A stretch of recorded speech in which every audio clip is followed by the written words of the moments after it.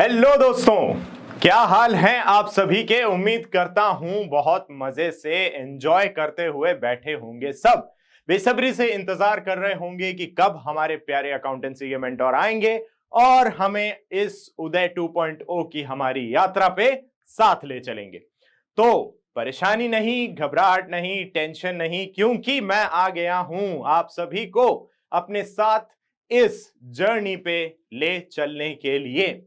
ये यात्रा जो तकरीबन 8 क्लासेस पहले हमने चालू करी थी, आज यानी डे 9 पे पहुंच गई है कहां? क्या आप बता सकते हैं कहां पहुंच गए हम? बिल्कुल सही, जैसा कि आपने गेस किया है, सर अकाउंटिंग प्रिंसिपल्स आप हमें बता रहे थे। 8वें दिन आपने हमें समझाए थे, एपी भाई साहब से मिलवाया था, यात्रा के दौरान चाय बिस्कुट खाते पीते हमें अवगत कराया था एपी भाई साहब से, अकाउंटिंग प्रिंसिपल्स वाले हमारे भाई साहब, जिन्होंने हमें समझाया कि क्या उनकी जरूरत है, क्यों अकाउंटिंग प्रिंसिपल्स का एग्जिस्टेंस हुआ, क्यों उन्हें वजूद में आना पड़ा। साथ में हमने देखा कि उनके कितने प्रकार हैं। उन प्रकारों में पहले प्रकार को हमने थोड़ा बहुत समझा। किस नाम से याद आ रहा है? Fundamental accounting assumptions. जी हां, आपने देखे 3 फंडामेंटल अकाउंटिंग अजम्पशंस क्या क्या थे, जरा एक बार फटाफट से रिवाइज करके बताओ बताओ बताओ बताओ। याद है किसी को? अगर आप लोगों को फंडामेंटल अकाउंटिंग अजम्पशंस याद हैं और आपने वो क्लास देखी थी, रिवाइज किया था, तो मैं आप लोगों से एक बहुत स्पेशल रिक्वेस्ट करना चाहूंगा। यहां पे क्या है वो रिक्वेस्ट? वो रिक्वेस्ट है कि जाइए फटाफट वीडियो के कमेंट बॉक्स में कमेंट करके बताइए कि फंडामेंटल अकाउंटिंग अजम्पशंस कौन कौन से हैं। हिंट के लिए बताऊं, एक इमेज थी जहां पे हमने देखा था बंदर से इंसान का एवोल्यूशन। दूसरी इमेज थी जहां पे हमने देखे थे हम सब के प्यारे माही भाई यानी धोनी जी को ऐसा कुछ जेस्चर करते हुए। और तीसरा अजम्पशन, वहां पे कोई इमेज नहीं थी, वहां पे हमने समझाया था कि वो अजम्पशन आखिर है क्या। तो जिस भी बच्चे को एकदम से दिमाग में ये बत्ती जली है कि हां सर मुझे याद आया कि आप किस बारे में बात कर रहे हैं, फटाफट से जाओ कमेंट बॉक्स में कमेंट करो कि सर फंडामेंटल अकाउंटिंग अजम्पशंस बोले तो नंबर 1 ये है, नंबर 2 ये है और नंबर 3 ये वाला है सर। ठीक है, करोगे ना? पक्का प्रॉमिस? चलो, विद दैट बीइंग सेड, फटाफट से आगे बढ़ते हैं। कहां पे फटाफट से आगे बढ़ेंगे? हम इस जर्नी के अगले पड़ाव पे। आपने फंडामेंटल अकाउंटिंग अजम्पशंस देख लिए हैं। अब बात आई है अकाउंटिंग कॉन्सेप्ट्स या प्रिंसिपल्स। हम आज जो देखने जा रहे हैं वो हैं कुछ और मजेदार से कॉन्सेप्ट्स। तो क्या आप लोग तैयार हैं इन कॉन्सेप्ट्स की स्टडी करने के लिए मेरे साथ? Ready, get set go. 1 minute ठहरो। रेडी गेट सेट गो से पहले क्या करना होता है?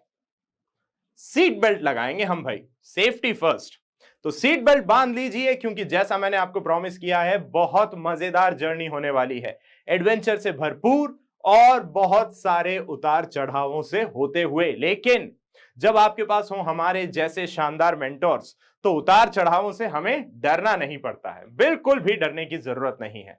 हम हैं ना, टेंशन नहीं लेनी है। चलो तो देखते हैं आज का हमारा डिस्कशन क्या होने वाला है। आज हम अकाउंटिंग प्रिंसिपल्स में पढ़ेंगे business entity and accounting period concept. अच्छा सर, ये बिजनेस एंटिटी और अकाउंटिंग पीरियड कॉन्सेप्ट आखिर है क्या? क्या बताना चाह रहे हो सर आप हमें? थोड़ा सा इंट्रीग जगा, थोड़ी सी क्यूरियोसिटी जगी है आप लोगों में। तो इस क्यूरियोसिटी को क्या किया जाए, फटाफट से शांत करते हैं, क्यों? है ना? आपने फंडामेंटल अकाउंटिंग अजम्पशंस पढ़ लिए हैं। अब बात आ रही है, हम पढ़ेंगे कॉन्सेप्ट्स। अकाउंटिंग के कुछ कॉन्सेप्ट्स हैं जो हमें आज के लेक्चर में देखने हैं। तो सबसे पहले कॉन्सेप्ट्स जो हम देखने जा रहे हैं वो है business entity and accounting period concept. अब ये कॉन्सेप्ट जरा गौर से पढ़िएगा, क्योंकि जैसा आप लोगों को हमने समझाया है, बताया है कि कॉमर्स के सब्जेक्ट्स आपस में इंटरलिंक्ड होते हैं बेटा।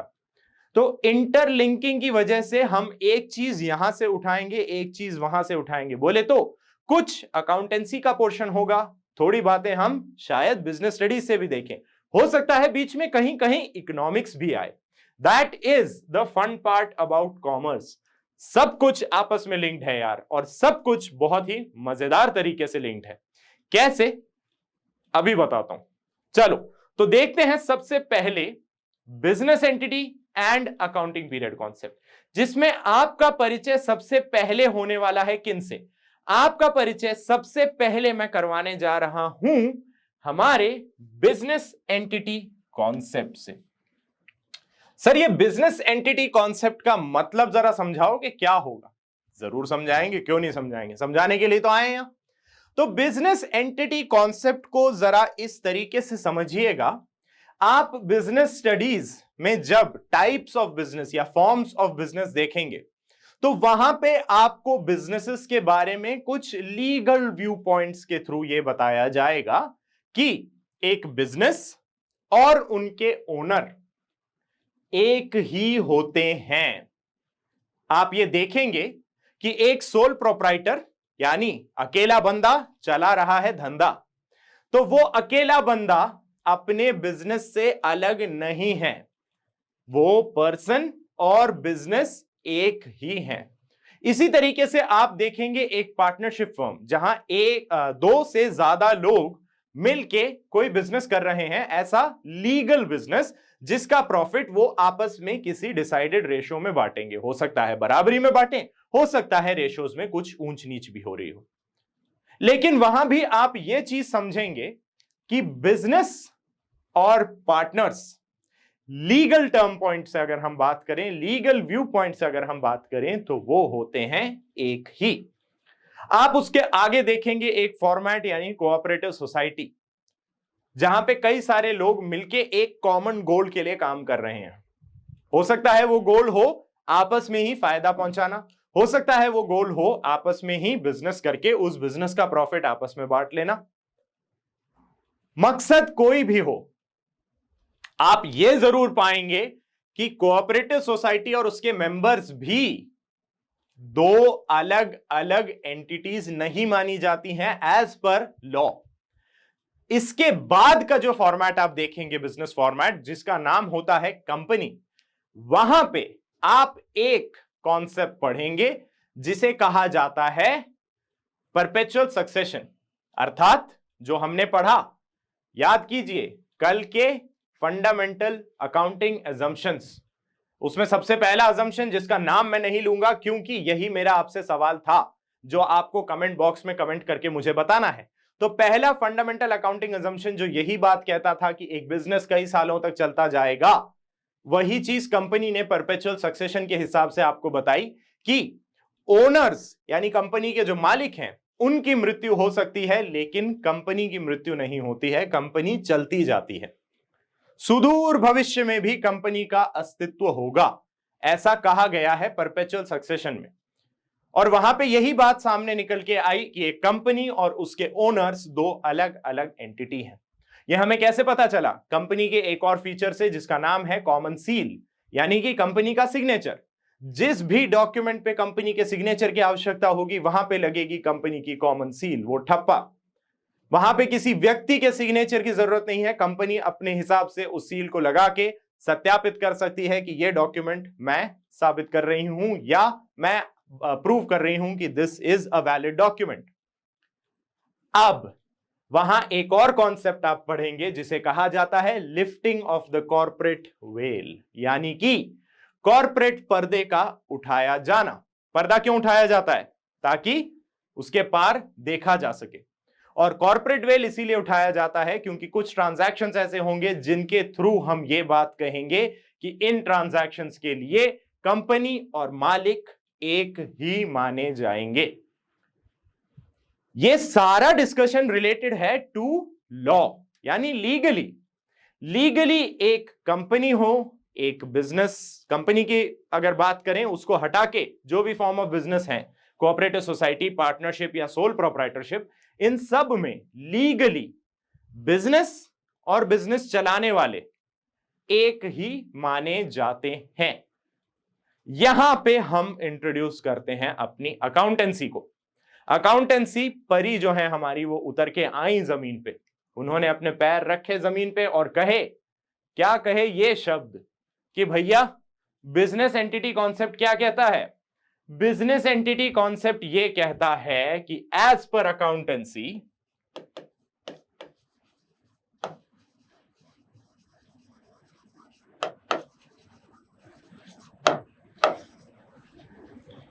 a business entity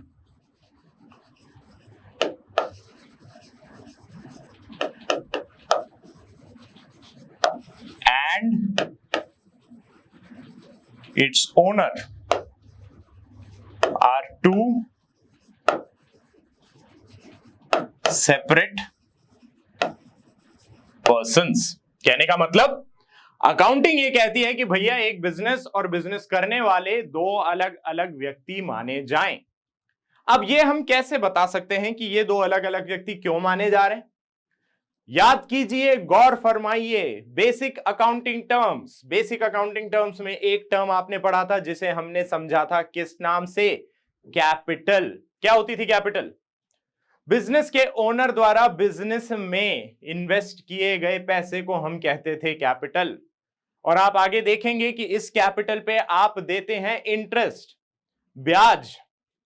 आप ब्याज पे कर रहे हैं इस कैपिटल पे। ब्याज किस पे दिया जाता है? जो किसी व्यक्ति ने आपको लोन दिया हो, किसी व्यक्ति ने या किसी कंपनी ने, किसी ऑर्गेनाइजेशन ने अगर आपको लोन दिया है, आप उस पे ब्याज पे करते हैं। तो जब आप ब्याज पे कर रहे होते हैं, लोन देने वाला व्यक्ति आपसे अलग ही हुआ ना। तो अगर मैं कैपिटल पे इंटरेस्ट पे करने की बात कह रहा हूं, इसका मतलब अकाउंटिंग पॉइंट ऑफ व्यू से मैं ये कहना चाह रहा हूं कि बिजनेस ने ओनर से एक तरह का लोन लिया है जिस पे वो ब्याज पे कर रहा है। साल दर साल जो प्रॉफिट कमाया जा रहा है वो भी तो एक तरह से ब्याज ही हुआ।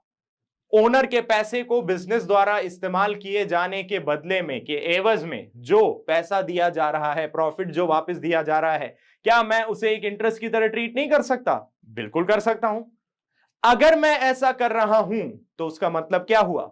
मैं बिजनेस को और बिजनेस चलाने वालों को अलग अलग ट्रीट कर रहा हूं। और अकाउंटेंसी इसी कॉन्सेप्ट पे काम करती है। यहां से हम क्या कहेंगे? This gives rise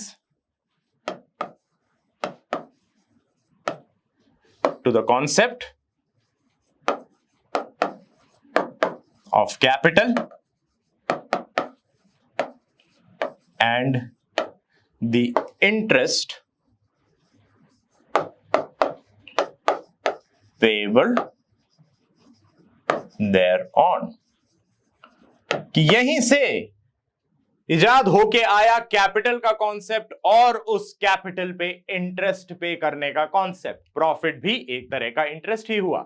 साल में आप इंश्योर कर रहे हैं बिजनेस करके जो मुनाफा कमाया उसका कुछ हिस्सा ओनर को प्रोवाइड किया जाए।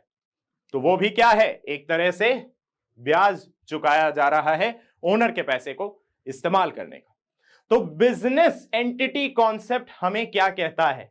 बिजनेस एंटिटी कॉन्सेप्ट हमें यह कहता है कि भैया ओनर और बिजनेस एंटिटी दोनों हैं जी अलग अलग। क्या कहता है?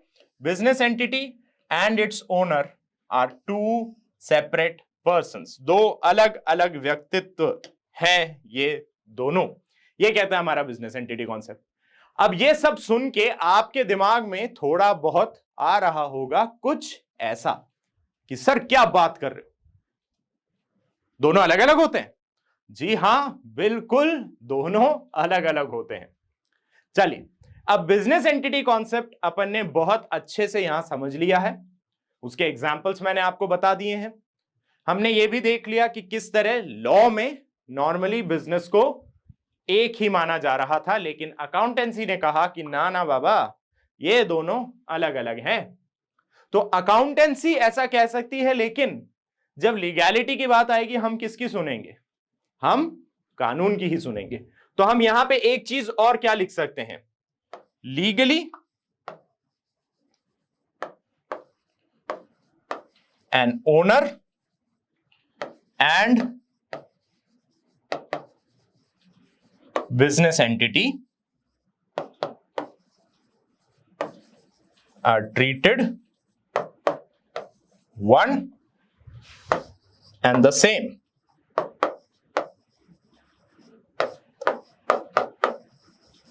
except in case of a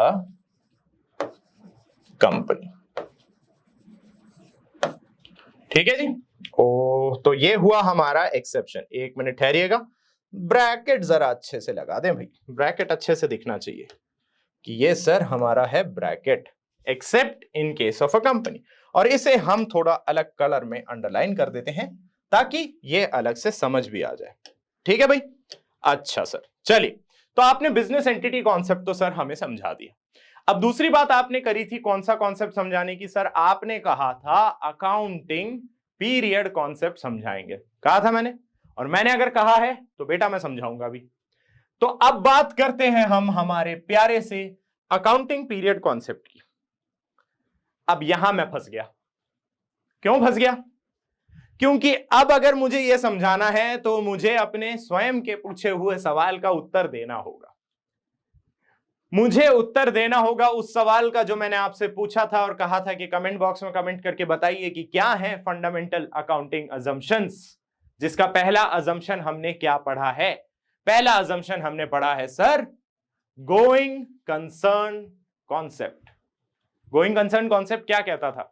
कि एक बिजनेस सुदूर भविष्य तक चलता जाएगा, काम करता जाएगा, मुनाफा कमाता जाएगा। पढ़ा था ये अपन ने। गोइंग कंसर्न कॉन्सेप्ट यही कह रहा था कि एक बिजनेस जो आज स्टार्ट किया गया है वो कई अगले सालों तक चलता रहेगा, उसको अपने बिजनेस ऑपरेशंस को कम करने की कोई खास आवश्यकता नहीं होने वाली है। ऐसी मान्यता लेके हम चलते हैं, अच्छी बात है। लेकिन अगर हम सुदूर भविष्य की बात करें तो उसमें तो जाने कितने सारे साल आ जाएंगे, नंबर ऑफ ईयर्स काफी सारे हो सकते हैं। 10 साल, 15 साल, 25 साल, 20 साल, 50 साल, 100 साल कुछ कंपनीज के केस में। तो अगर एक ओनर को मैं ये कहता हूं कि भैया आपने जो कैपिटल इन्वेस्ट करा है ना, इसके बदले जो आपको प्रॉफिट मिलेगा ना, ये मैं आपको 100 साल बाद बताता हूं, तो ओनर मुझसे क्या कहेंगे? 1 मिनट बताइए जरा मुझे कि 100 साल बाद आप ये मेरी कौन सी वाली पुश्त को बताने वाले हैं? कौन सी वाली पुश्तें आ जाएंगी तब तक? तीसरी चौथी जनरेशन को बताओगे कि आपके परदादा जी ने इतने पैसे इन्वेस्ट करे थे बिजनेस में, ये लीजिए हुआ है इसका इतना मुनाफा? ना बाबा ना, हमसे ना हो पाएगा ये सब। तो ओनर ने हमारे सामने एक सवाल रखा कि भाई आप कह रहे हो सुदूर भविष्य, आप अगर मुझे नतीजे सुदूर भविष्य में बताने लग गए तो मैं अभी क्या खाऊंगा, क्या कमाऊंगा? मुझे पता करना है अभी मैं क्या कमा रहा हूं। तो हमने कहा रुको जरा, सब्र करो। हमने क्या कहा उन्हें? एक काम करते हैं, ये है आपका गोइंग कंसर्न, सुदूर भविष्य, राइट? ये आपका गोइंग कंसर्न है। नंबर ऑफ ईयर्स काफी सारे, बहुत सारे साल हैं ये अगर हम यहां लिख देते हैं these are number of years, n number of years, it can be 10, 20, 15, 35, 50, 100, doesn't matter. Number of years बहुत सारे हैं गोइंग कंसर्न के हिसाब से। हमने कहा कि भाई साहब अगर इन नंबर ऑफ ईयर्स को हम छोटे छोटे छोटे छोटे छोटे छोटे छोटे छोटे कुछ टुकड़ों में बांट दें तब आपका क्या कहना है? हमने उनसे पूछा इस सुदूर भविष्य को अगर मैं कुछ छोटे छोटे हिस्सों में बांट देता हूं तो आप क्या कहेंगे? क्या आप इस आइडियोलॉजी से सहमत होंगे? इस तरीके से आप खुश होंगे कि हाँ ठीक है, हमने एक बहुत लंबे टाइम पीरियड को छोटे छोटे छोटे छोटे पीरियड्स में बांट दिया? क्या आप संतुष्ट होंगे? ओनर भाई साहब हमसे कहे कि ये पीरियड्स कितने लंबे होंगे ये भी तो बताइए। आप कह रहे हैं छोटे छोटे हिस्सों में, ये एक एक हिस्सा कितने साल खींचने वाला है? तब हमने उन्हें 2 ऑप्शंस दिए। हमने उनसे कहा कि देखिए भाई साहब, ये छोटे छोटे हिस्से या तो 1 साल के होंगे, 1 ईयर, फाइनेंशियल ईयर जिसे कहा जाता है, 1 अप्रैल से 31 मार्च अगले साल की। जैसे अगर इस साल की बात करें तो फाइनेंशियल ईयर शुरू हुआ 1 अप्रैल 2023 और ये खत्म होगा 31 मार्च 2024 को। तो हमने उनसे कहा या तो हम ऐसे 1 ईयर में बांट देते हैं इसको, ये छोटे छोटे हिस्से, हर हिस्सा 1 साल होगा, या फिर हमने उन्हें कहा कि अच्छा आपको लग रहा है 1 साल थोड़ा ज्यादा बड़ा टाइम है, आपका बिजनेस ऐसा नहीं है जो साल भर चल रहा है, क्योंकि कुछ होते हैं सीजनल बिजनेस, जैसे कि पतंगबाजी, शौक है, उड़ाते हो पतंगे, तो पतंगों का जो ये शौक है आपका, वो पतंगे साल के कुछ महीने ही बिकती हैं। साथ ही बात करें पटाखों की, रंगों की, ये सब सीजनल बिजनेसेस हैं, आपके सर्दियों में काम आने वाले गर्म ऊनी कपड़े, सीजनल बिजनेस। पूरे साल की अकाउंटिंग का क्या ही मतलब है जब बिजनेस ही 3 से 4 महीने चलने वाला है। तब आप क्या करते हैं, आप करते हैं पीरियोडिकल अकाउंटिंग, या जिसे कहा जाता है अकाउंटिंग साइकिल। अब अकाउंटिंग साइकिल का क्या मतलब हुआ, अकाउंटिंग साइकिल का मतलब हुआ जो पैसा आप लगा रहे हैं रॉ मटेरियल खरीदने में या प्रोडक्ट खरीदने में, जो ट्रेड जिसमें करेंगे आप या जो मैन्युफैक्चरिंग करेंगे उसके लिए रॉ मटेरियल खरीद रहे हैं, ये पैसा जो आज खर्च हो रहा है ये वापस घूम के आपके पास पैसे के रूप में कब आएगा। घूम के बोले तो रॉ मटेरियल से फिनिश प्रोडक्ट बनाया, फिनिश प्रोडक्ट मार्केट में बेचा, बेचने से पैसा कलेक्ट करा। ये जो चित्रकारी अभी मैंने आपके सामने की है, इमेजिनरी एक सर्कल जो मैंने बनाया है, इसे कहा जाता है दोस्तों अकाउंटिंग साइकिल। तो अकाउंटिंग पीरियड कॉन्सेप्ट क्या कहता है कि इस गोइंग कंसर्न कॉन्सेप्ट को, going concern assumption is divided into smaller periods.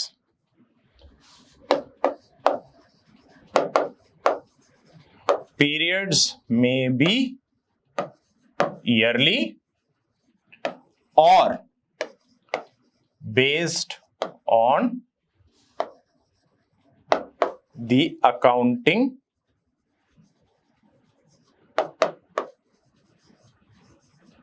cycle of a business entity। तो आप इस पूरे गोइंग कंसर्न कॉन्सेप्ट को या अजम्पशन को, जिसका मतलब था कि एक बिजनेस कई सालों तक चलता जाएगा, उसे कुछ छोटे छोटे हिस्सों में बांट सकते हैं। ये हिस्से या तो एक साल जितने हो सकते हैं या आपकी अकाउंटिंग साइकिल जितने। अब अकाउंटिंग साइकिल एक साल की हो सकती है, एक साल से कम भी हो सकती है, एक साल से ज्यादा भी हो सकती है। जैसा मैंने समझाया, अकाउंटिंग साइकिल का मतलब है आपके द्वारा इन्वेस्ट किया गया पैसा, ऑपरेशंस में इन्वेस्ट किया गया पैसा दोबारा घूम के पैसे के रूप में आपके पास जब आ जाए, वो होती है जी आपकी ऑपरेटिंग साइकिल या अकाउंटिंग साइकिल। ऑलराइट, अच्छा, अब पिछले वाले में एक चित्र था, मजा आया था बातें समझने में। तो अब बात करते हैं इसी कॉन्सेप्ट को थोड़े इंटरेस्टिंग तरीके से, क्योंकि ये पढ़ के अब आपको लग रहा होगा कि ये जो लाइन हमेशा आपने सुनी है ये बहुत इंपॉर्टेंट है, ये ही सबसे बड़ा खिलाड़ी होता है और यही खेल हमने अभी अभी देखा भी। अब यहां पे हम कह सकते हैं कि हम यहां बात कर रहे हैं अकाउंटिंग साइकिल की। ये आपका कैश, आपने क्या करा सर, हमने लिया इससे रॉ मटेरियल। अच्छा जी, रॉ मटेरियल को क्या करा सर, हमने इससे बनाया फिनिश्ड गुड्स। फिनिश गुड्स को क्या करा सर, फिनिश गुड्स की सेल हुई, सेल से क्या मिला, cash. Now this my friends is your accounting cycle, this is your operating cycle. इसे नाम दोनों में से कुछ भी कहिए, लेकिन काम यही है।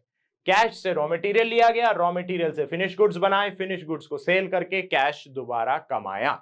The time taken to complete this process of cash getting reconverted into cash, cash का कैश में ही रिकन्वर्जन जो हो रहा है, इस प्रोसेस का नाम है दोस्तों आपकी ऑपरेटिंग साइकिल।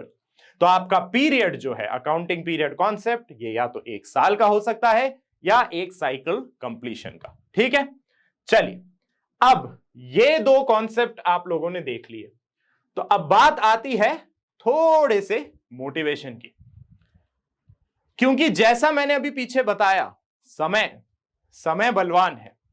लेकिन जरा इस इमेज पे भी गौर कीजिए, और ये इमेज आपको इसी मोटिवेशन से आगे बढ़ने में प्रेरित करेगी कि कौन कहता है सफलता लक से मिलती है। Luck is an excuse used by people who do not want to work hard. समझे बात मेरी? किस्मत का बहाना वो लोग बनाते हैं जिन्हें मेहनत रास नहीं आती। और हम यही आपको समझाना चाह रहे हैं कि सफलता सिर्फ किस्मत से नहीं मिलती, मेहनत में आग हो तो मंजिल भी झुका करती है। तो इसी मोटिवेशन के साथ हमें जुट जाना है, मेहनत करनी है अपनी सफलता को अपने आगे झुकाने के लिए। और यकीन मानिएगा, अगर आप उस लगन से, उस परिश्रम से इस यात्रा पे साथ चलने को तैयार हैं, मैं गारंटी देता हूं सफलता आपके कदम चूमेगी।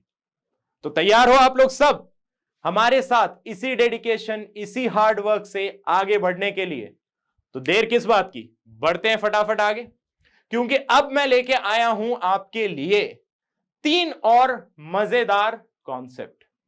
ध्यान से देखिएगा, क्या पढ़ने जा रहे हैं अब हम पढ़ने जा रहे हैं मनी मेजरमेंट, कॉस्ट और ड्यूअलिटी। रिलेटेड सा लग रहा है कि सर पहले पैसे की बात कर रहे हो, फिर खर्चे की बात कर रहे हो, फिर कह रहे हो कि ये कुछ ड्यूअल चीजें हैं। तो कुछ कुछ आप सही समझे, क्योंकि हम सबसे पहले पैसे की ही बात करने जा रहे हैं। भैया कॉमर्स के बंदे हैं, फाइनेंसेस में डील करते हैं, पैसा बहुत जरूरी है। लेकिन यह ना हो कि हमारे लिए कोई कहने लग जाए क्यों पैसा पैसा करता है, क्यों पैसे पे तू मरता है। ना ना ना, ऐसा नहीं है भाई साहब। हम पैसे की बात करते हैं क्योंकि दुनिया में और कोई नहीं कर रहा है यार, कोई समझता नहीं है उसको उतने अच्छे से। साइंस वालों से बोलोगे वो शुरू हो जाएंगे कोई ना कोई एक्सपेरिमेंट लेके। अब उस एक्सपेरिमेंट का खर्चा कौन बताने वाला है? हम ही बताएंगे ना कि भैया सही है, आप कह रहे हैं बिग बैंग थ्योरी हुआ था, मैं मान लेता हूं, मना नहीं कर रहा, लेकिन ये एक्सपेरिमेंट प्रूव करने के लिए खर्चा कितना होने वाला है ये कोई बताएगा मुझे? ये किसका काम है? एक कॉमर्स वाले का। चलो, तो उसी तर्ज पे हम समझते हैं अपने अगले कॉन्सेप्ट को, जिसका नाम है मनी मेजरमेंट कॉन्सेप्ट। तो मनी मेजरमेंट कॉन्सेप्ट भाई आपसे क्या कह रहा है? क्या कोई सोच सकता है, क्या कोई बता सकता है मुझे कि सर मनी मेजरमेंट कॉन्सेप्ट ना हमसे ये बात कह रहा होगा? I am damn sure about this कि मनी मेजरमेंट कॉन्सेप्ट हमसे कुछ इस तरह की बात कह रहा होगा। सोचो जरा, जोर डालो दिमाग पे, क्योंकि अब रिकैप करके ले चल रहा हूं आप लोगों को पहले चैप्टर पे। याद कीजिए, पहले चैप्टर में हमने फाइनेंशियल ट्रांजैक्शंस के बारे में समझा था। हमने इनफैक्ट अकाउंटिंग के बारे में ही सबसे पहले क्या चीज समझी थी कि अकाउंटिंग में वही डेटा रिकॉर्ड किया जाएगा जो एक फाइनेंशियल नेचर का है। और फाइनेंशियल नेचर का डेटा क्या होता है? फाइनेंशियल नेचर का डेटा होता है जिसे मनी टर्म्स में नाप तोल के लिखा जा सके। क्या बोला था हमने इसके लिए? तोल मोल के बोल। बात हुई थी अपनी इस बारे में, याद आ रहा है कुछ कुछ? तो वही चीज आपका मनी मेजरमेंट कॉन्सेप्ट आपसे कहना चाहता है। मनी मेजरमेंट कॉन्सेप्ट आपसे क्या कह रहा है? That transactions that can be measured in money or money's worth will be recorded in our books of accounts। तो फाइनेंशियल ट्रांजैक्शंस की रिकॉर्डिंग से रिलेटेड जो कॉन्सेप्ट हमसे बात करता है वो है आपका मनी मेजरमेंट कॉन्सेप्ट। इसके लिए एग्जाम्पल हमने देखे थे। आपके ऑफिस के बहुत ही एक्सपीरियंस्ड मैनेजर साहब रिटायर हो जाते हैं, उनकी उम्र हो गई है, सेहत की कुछ तकलीफें हैं, तो उन्होंने कहा आपसे आके कि भैया मेरे को तो रिटायर होना है। आपने भरे मन से उन्हें अलविदा तो कहा, लेकिन उन्हें अलविदा कहने से होने वाले इंपैक्ट का मेजरमेंट पैसों में ना होने की वजह से इस भावभीनी विदाई का कुछ किया नहीं जा सकता, ये कहीं रिकॉर्ड नहीं होगी। लेकिन वहीं अगर आपको पता चलता है कि आपके किसी कर्मचारी ने पैसों का गबन किया है, होता है ना कभी कभी पैसे चुरा के भाग गए, लेकिन वो पैसे कितने चुरा के भागे हैं ये आपको पता है, 10,000 रुपए गबन कर लिया साहब। कुछ मजबूरी रही होगी, कोई बात नहीं, लेकिन चोरी तो चोरी है। अब चोरी हुई तो है और मेजर हो सकती है इन टर्म्स ऑफ मनी। तो एम्प्लॉइज के जाने का अलग अलग रीजन है। मैनेजर साहब गए सेहत की तकलीफों की वजह से रिटायर हुए, और एक दूसरा एम्प्लॉय गबन करके भाग गया, चोरी करके भाग गया। दोनों में से कौन सा ट्रांजैक्शन आप रिकॉर्ड करेंगे? दोनों में से वो ट्रांजैक्शन रिकॉर्ड होगा जिसमें मॉनेटरी वैल्यू है। मॉनेटरी वैल्यू किस ट्रांजैक्शन में है जी? मॉनेटरी वैल्यू है आपके सेकेंड ट्रांजैक्शन में। जो बंदा पैसे लेके भगा है उसे मेजर किया जा सकता है, 10,000 रुपए आपको पता है वैल्यू है, तो आप रिकॉर्ड करेंगे 10,000 रुपए अपने बुक्स में। तो मनी मेजरमेंट कॉन्सेप्ट आपसे क्या कह रहा है? वो ट्रांजैक्शंस जिन्हें मनी या मनीज वर्थ में रिकॉर्ड किया जा सकता है या मेजर किया जा सकता है, वो आपकी बुक्स में रिकॉर्ड हों। नॉन फाइनेंशियल ट्रांजैक्शंस, अब यहां हम टर्म नॉन फाइनेंशियल ही बोलेंगे। Non financial transactions are not recorded, भले ही उनका इंपैक्ट हो रहा है आपके बिजनेस पे, पॉजिटिव या नेगेटिव। एक एक्सपीरियंस मैनेजर के जाने का नेगेटिव इंपैक्ट होगा, लेकिन क्योंकि मनी टर्म में हम मेजर नहीं कर सकते, हम रिकॉर्ड नहीं कर पाएंगे। तो अब ये कॉन्सेप्ट समझने के बाद आपके दिमाग में आ रहा होगा कुछ कुछ ऐसा कि sir that means it's all about the money. Yes my friends, it's all about the money, क्योंकि हम अकाउंटिंग की बात कर रहे हैं दोस्तों। नंबर्स गेम है, और नंबर्स गेम मनी के बेसिस पे ही तो खेला जाएगा। अकाउंटिंग में, फाइनेंस में, कॉमर्स में नंबर्स गेम मतलब पैसा पैसा पैसा पैसा। It is a very important component of commerce.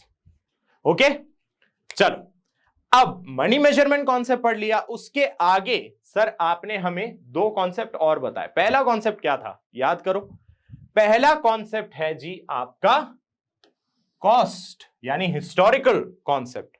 Sir historical, प्राचीन काल की बातें भी समझाएंगे क्या अब आप हमें? अभी पिछले लेक्चर में आप हमें एवोल्यूशन बता रहे थे, जहां आपने कहा था कि मनुष्य वानर से इंसान बना है।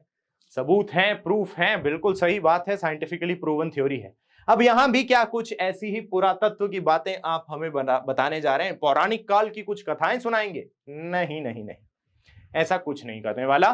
हिस्टोरिकल कॉस्ट कॉन्सेप्ट का सिर्फ और सिर्फ इतना मतलब है कि फिक्स्ड असेट्स की जो रिकॉर्डिंग होगी आपकी बुक्स में, they will be recording at the cost at which they are acquired, not the market price. क्या कह रहा है ये concept? This concept states that fixed assets will be recorded at the cost at which they were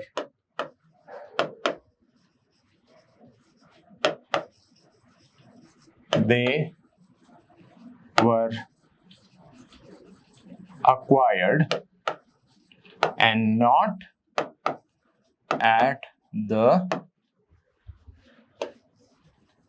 current market value। अभी कुछ भी value चल रही हो आपकी बुक्स में, जो मौजूद असेट्स हैं, जो असेट्स आपने खरीदी थी, उनकी प्रेजेंट टाइम पे कोई वैल्यू चल रही हो मार्केट में, हमें फर्क नहीं पड़ेगा। हम बुक्स में रिकॉर्डिंग किस वैल्यू पे करेंगे? जिस वैल्यू पे उन्हें खरीदा गया, eight the cost at which they were acquired and not the market value, the current market value.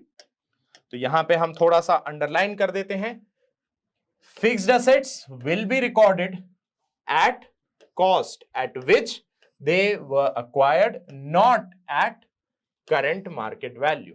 Market में भी क्या चल रही है सिचुएशन, हमें फर्क नहीं पड़ता, इन्हें खरीदा किस वैल्यू पे गया था, हम उस वैल्यू पे इन्हें रिकॉर्ड करके दिखाएंगे जी अपनी बुक्स ऑफ अकाउंट्स में।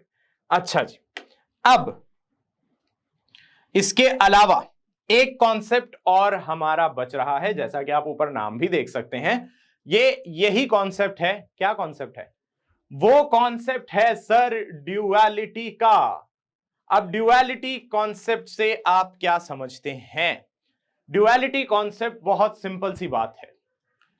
जैसे पॉजिटिव का नेगेटिव होता है, यिन का यांग होता है, कभी खुशी और कभी गम होता है, बिल्कुल उसी तरह हमारी अकाउंटेंसी में भी चलती है ड्यूअलिटी। यानी कि एवरी ट्रांजैक्शन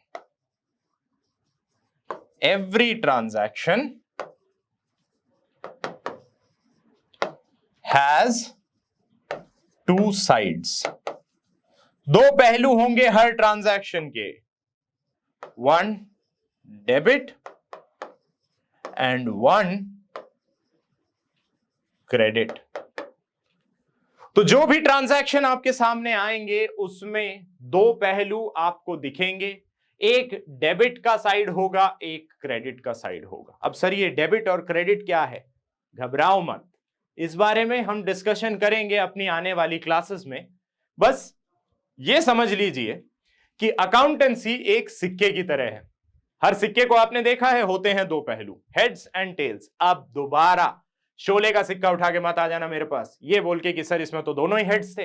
वो भी तो पिक्चर के क्लाइमैक्स में ही पता चला था कि ससुरा ये तो सिक्का ही धोखा दे गया, इसके तो दोनों साइड एक ही चित्र है भाई, ये तो दोनों साइड से हेड्स है। तो ये तो वही बात हुई। क्या बात हुई? कि हेड्स तो आप जीते और टेल्स तो मैं हारा, है कि नहीं? तो जीत तो हमेशा आप ही की हुई, और हम तो चाहते भी यही हैं दिल से कि जीत हमेशा हमारे प्यारे बच्चों की ही हो। फिलहाल समझते हैं ड्यूअलिटी एस्पेक्ट या ड्यूअलिटी कॉन्सेप्ट। तो ड्यूअलिटी का क्या मतलब है? ड्यूअल मतलब दो, यानी दो पहलू होंगे, हर ट्रांजैक्शन के दो पहलू होंगे। एक होगा जी आपका डेबिट और दूसरा होगा आपका प्यारा सा क्रेडिट। और इसको समझने के लिए हम कॉन्सेप्ट भी आपके लिए क्या लेके आए? Yin and yang. याद है, एक वो इमेज होती है, सर्कल होता है, उसमें थोड़ा ब्लैक होता है, थोड़ा व्हाइट होता है, व्हाइट में भी एक ब्लैक डॉट होता है, ब्लैक में भी एक व्हाइट डॉट होता है, जो पॉजिटिव और नेगेटिव को दर्शाता है। लेकिन बात क्या करते हैं? बात करते हैं हम बैलेंस की, और यही बैलेंस हम देखेंगे अपनी प्यारी सी अकाउंटेंसी में भी। बिकॉज सरप्राइज सरप्राइज रिवील है आपके लिए ये आज का, कि accountancy is a game of balance my dear friends. Accountancy पूरा खेल है संतुलन का। And like Thanos said, the universe requires balance. And yes, वो बैलेंस करवाने का काम है आप सभी का, और यही हम आगे आने वाली जर्नी में सीखेंगे।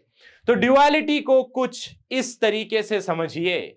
देख सकते हैं आप मेरे पीछे, रोते रोते हंसना सीखो, हंसते हंसते रोना, क्योंकि यही जिंदगी का दस्तूर है, कभी खुशी कभी गम। तो खुशी और गम के इस खेल को, जिसे हम जिंदगी कहते हैं, उसी जिंदगी में हम सीखेंगे डेबिट और क्रेडिट के अपने खेल को, जो कि है आपकी प्यारी सी अकाउंटेंसी। तो इस खेल को बढ़ाएंगे आगे आने वाले लेक्चर्स में। अभी के लिए फिलहाल आपसे विदा चाहूंगा। हमारा डिस्कशन आज का यहीं एंड होता है। बहुत बहुत शुक्रिया आप सभी का हमारी इजीली फैमिली का हिस्सा बनने के लिए, और आपसे यही कहना चाहूंगा कि हमेशा याद रखिए, लर्न विद अ स्माइल।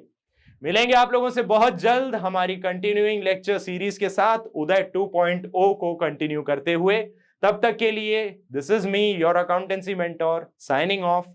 उम्मीद करता हूं आप अपनों का, खुद का बहुत अच्छे से ख्याल रखेंगे, अपनी तबीयत का बहुत अच्छे से ख्याल रखिएगा, रिवीजन करते रहिएगा, because practice is important. Alright, till the next lecture, this is me signing off. Bye bye, tata and see you all.